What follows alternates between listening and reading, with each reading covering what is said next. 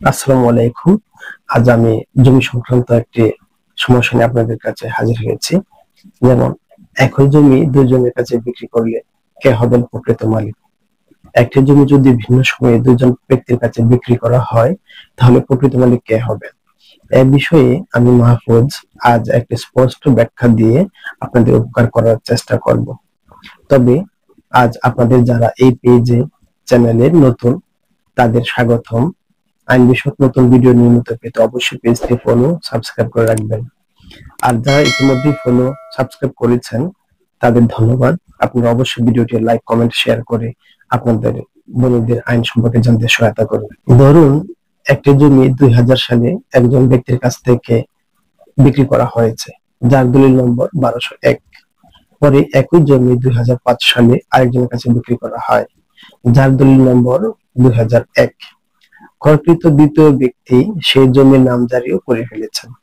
এই পরিস্থিতিতে আইন অনুযায়ী যিনি আগে জমিটি কিনেছেন, অর্থাৎ 2000 সালের দলিল যার নামে, তিনি হবেন জমির প্রকৃত মালিক। যদিও দ্বিতীয় ব্যক্তি নামজারি করে ফেলেছেন, তবুও প্রথম ক্রেতা অ্যাসিলেন্ট অফিসে স্কেচ এর মাধ্যমে দ্বিতীয় নামজারিটি বাতিলের জন্য আবেদন করতে পারবেন। আপনি আবেদনের পর কর্তৃপক্ষ উভয় দলিল পর্যবেক্ষণ করবে। যদি দেখা যায় একটি দলিল আগে হয়েছে এবং অপরটি পরে, তাহলে প্রথম দলিলটি বৈধ হিসেবে গণ্য হবে। ফলে দ্বিতীয় দলিল ও নামজারি উভয়ই বাতিল হয়ে যাবে।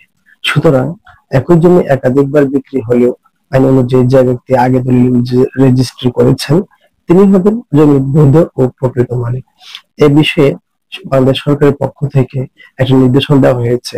যারা জমি ক্রয় করবেন কষ্টের টাকা দিয়ে, আপনারা অবশ্যই জমি ক্রয় করার পর অল্প সময়ের মধ্যেই আপনাদের নামে খারিজ অথবা নামজারি করে নেবেন, নতুবা আপনাদেরকে এই সকল সমস্যার সম্মুখীন হয়তোবা হতেও পারে।